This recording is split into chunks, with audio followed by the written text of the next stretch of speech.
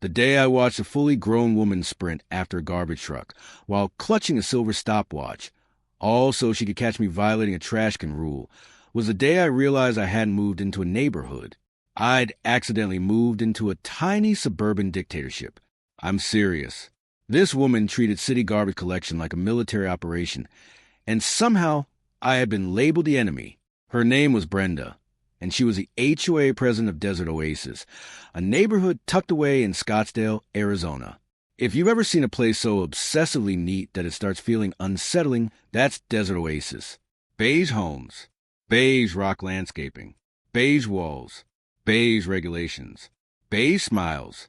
It was the kind of community where even the sunshine felt like it had been approved by a committee. I bought my house there 6 months earlier, thinking I was paying for peace, quiet, and a decent-sized driveway. What I actually bought was a front-row seat to Brenda's personal kingdom. But before I get ahead of myself, the moment that finally pushed me over the edge happened right after I got out of hospital. I'd undergone a procedure for a kidney stone the day before. And when I say kidney stone, I mean a jagged little monster that had me questioning every life choice I'd ever made. I was standing in my driveway, one hand pressed against my side, trying not to double over from the pain, when Brenda rolled up in her spotless white golf cart like some kind of suburban commander. I said, "Brenda, I was literally in the hospital yesterday. I can barely stay upright, much less drag that trash bin back to the garage." She didn't hesitate. She didn't show an ounce of sympathy. She didn't even pretend to care. She adjusted her oversized white visor, looked down at me from the driver's seat, and said in the sweetest voice imaginable, "Rules are rules, David." Then she handed me a laminated pink fine notice for $150. Laminated. That detail still annoys me. She had taken the time to laminate my punishment. You see, the crown jewel of Brenda's HOA rulebook was something called the 3-minute rule. Nobody bothered to mention it when I bought the house. I learned about it the hard way. In Desert Oasis, once the city garbage truck emptied your bin, you had exactly 3 minutes to remove that bin from the curb and return it to an enclosed area. 3 minutes. Not 5. Not whenever you got home from work. Not by the end of the day, like every reasonable neighborhood in America. 3 minutes. Missed the deadline, and you got fined. The first time it happened, I honestly thought someone was joking. I came home from work and found a brightly colored violation notice taped to my garage door informing me that I had violated Section 4, Paragraph B. I called a management company expecting at least one sane employee to laugh along with me. Instead, a lifeless voice informed me that the policy was necessary to maintain aesthetic continuity. That was when I started asking the obvious question. How were they even tracking this? Who was spending their Tuesday mornings monitoring garbage cans? Curiosity got the better of me.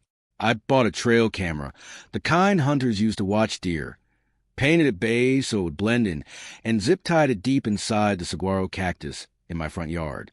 At that point, I was already thinking like a man living under occupation.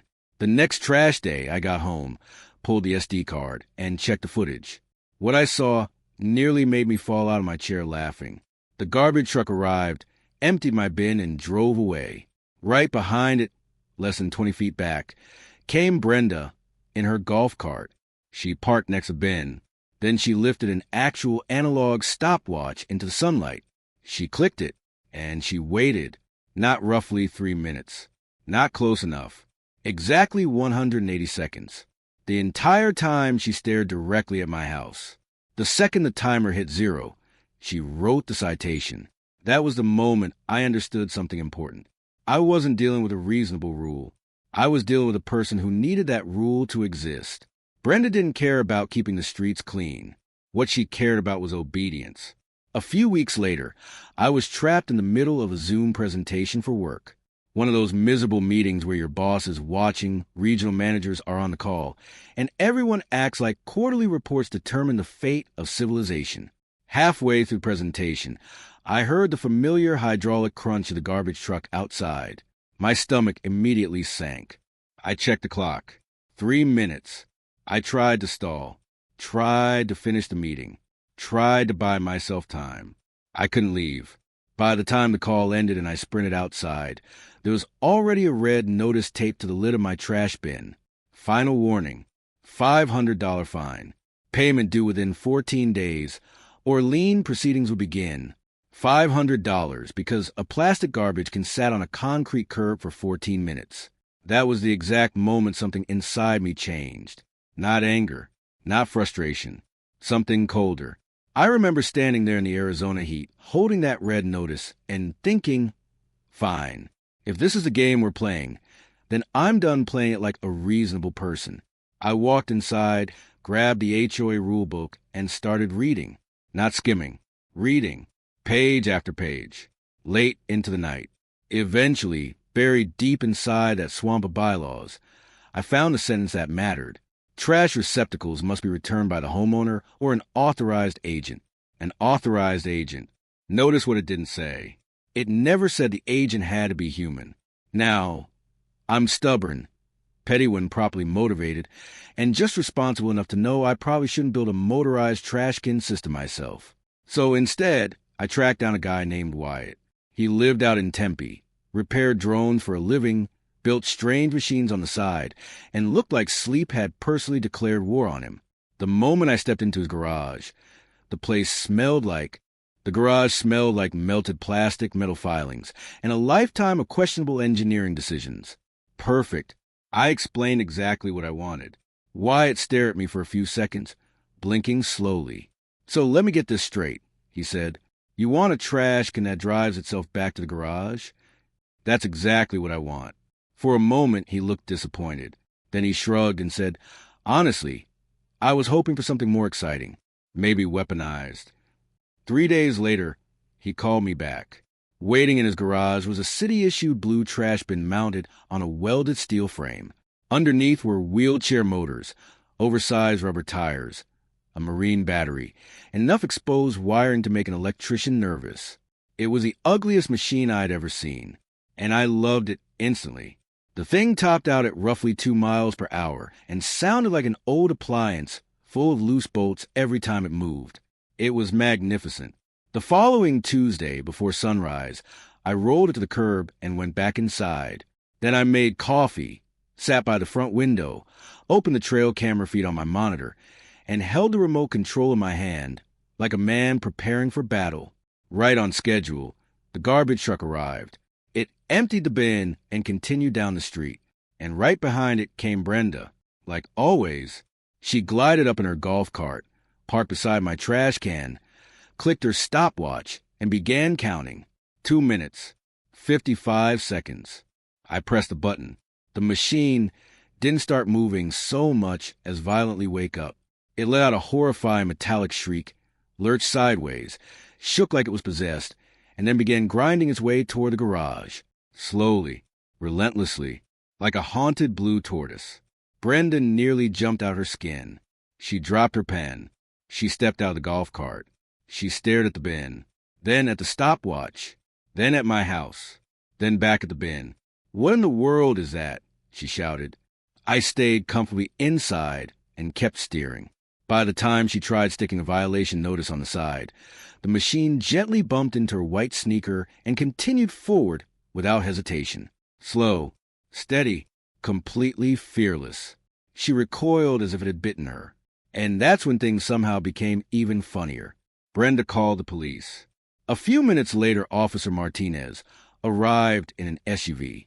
He stepped out, looked around, and immediately froze. First, he watched the motorized trash can crawling up my driveway. Then he looked at Brenda. Then he looked back at the trash can. Finally, he walked over to my porch, where I was standing with a coffee mug in my hand, as though this was an entirely ordinary morning. For nearly a full minute, he watched the machine creep along. Then he asked, completely serious, "Wheelchair motors?" "Yep." He nodded appreciatively. Smart. By then, Brenda was in full meltdown mode.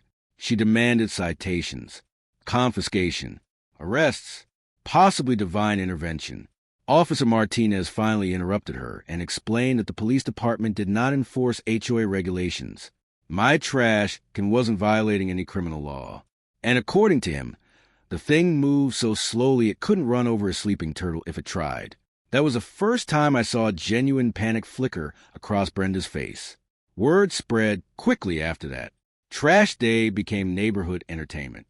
People suddenly found reasons to check their mail-around pickup time. Residents lingered on sidewalks. Children gathered near driveways. Everyone wanted to watch the Blue Machine make its journey home. The neighborhood kids eventually gave it a nickname. One teenager started filming it with a drone, and I have to admit, success made me reckless. I started adding little flourishes, a dramatic turn here, a zigzag there. Once I attempted a shortcut through decorative gravel. That experiment stranded the machine for 45 minutes while it screamed and rattled like a dying tractor. Brenda never stopped showing up. She simply switched strategies. About 5 weeks later, I received a cease and desist letter from an attorney hired by the HOA. 4 dense pages. Threats of daily penalties. Threats of legal fees. Threats of foreclosure. That was the moment the situation stopped being funny. Because a joke stays funny right up until someone with expensive stationery starts talking about taking your house. So I finally did what I should have done from the beginning. I started digging through Arizona law. I spent half the night reading statutes and transportation codes. Around midnight, I found something interesting. A section dealing with personal delivery devices.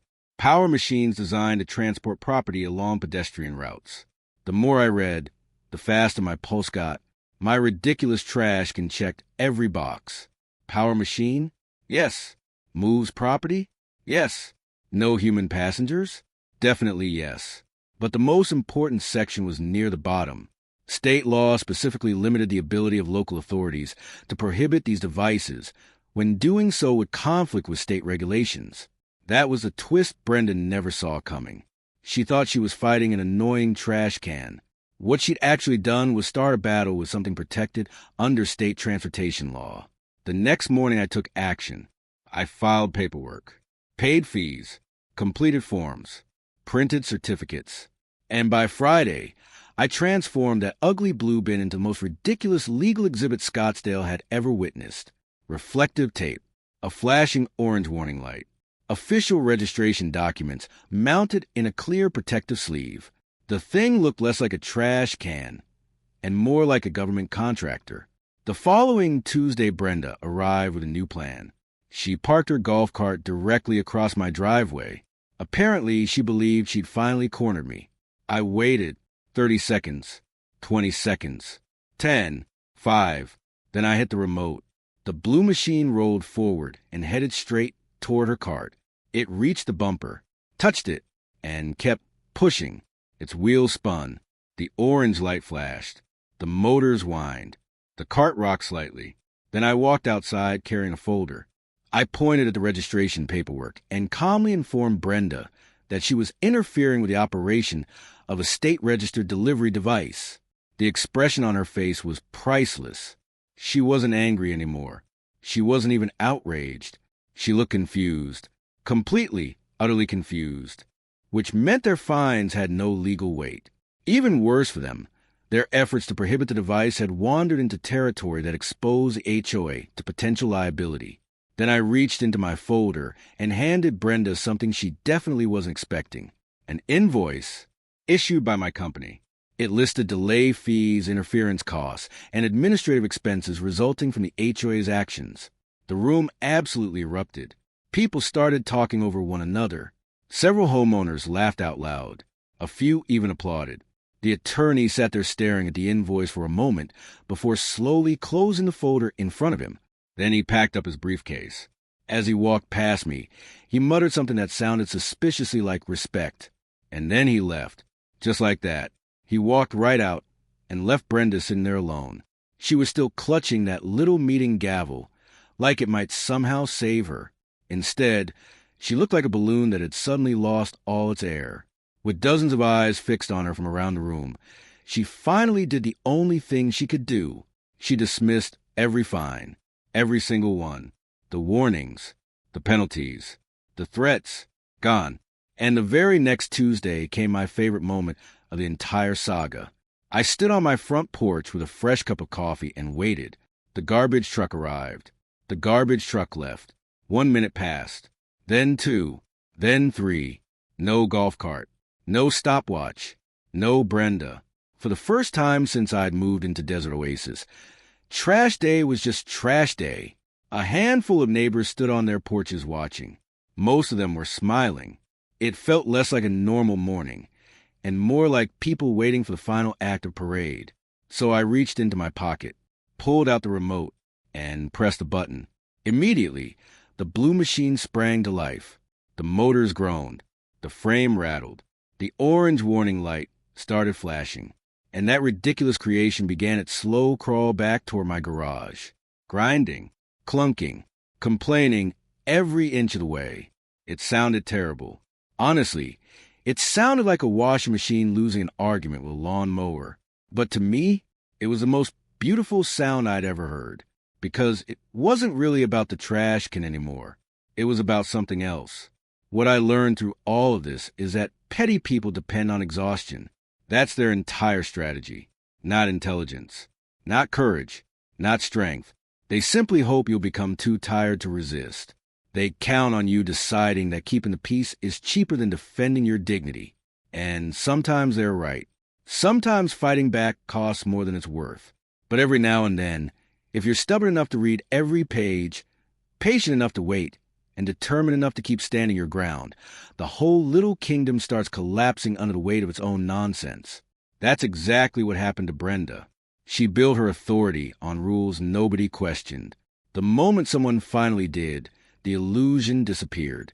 So let me ask you something.